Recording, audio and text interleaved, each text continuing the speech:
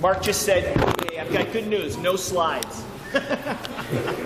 I'm a slide-free guy. I think we should start a new organization called PowerPoints Anonymous.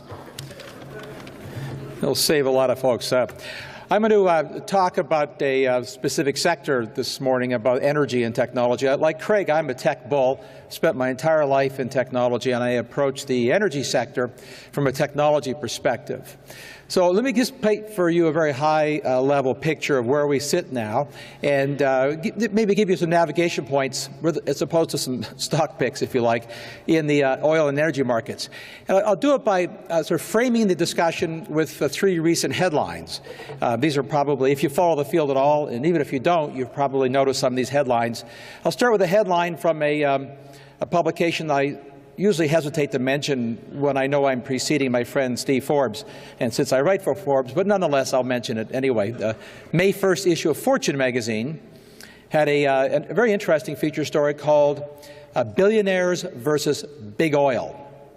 And it's about how a very large and growing group of very green-minded billionaires think this is just the right time to invest in alternatives to oil. Of course, you all know oil prices have collapsed in the last year.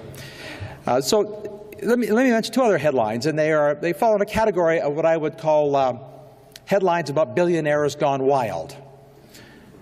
There was another headline recently, you probably saw it. The Wall Street Journal uncovered a classified document from Saudi Arabia that they're using at the new OPEC meeting this week, the forthcoming OPEC meeting, about their forecast for oil prices for the next 20 years.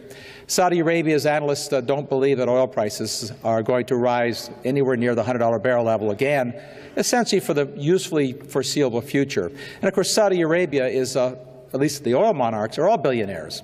So it's another sort of billionaire headline. The third billionaire headline I'll mention was May 4th. If you follow David Einhorn, he famously gave a big presentation at a financial conference about the fracking industry.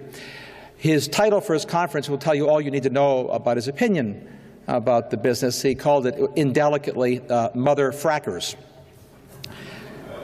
I'll talk more about all three of these in a second. So let me give you some ideas to frame what you should conclude about these headlines, because they're actually important headlines. They're indicative of what's going on in the oil and energy business.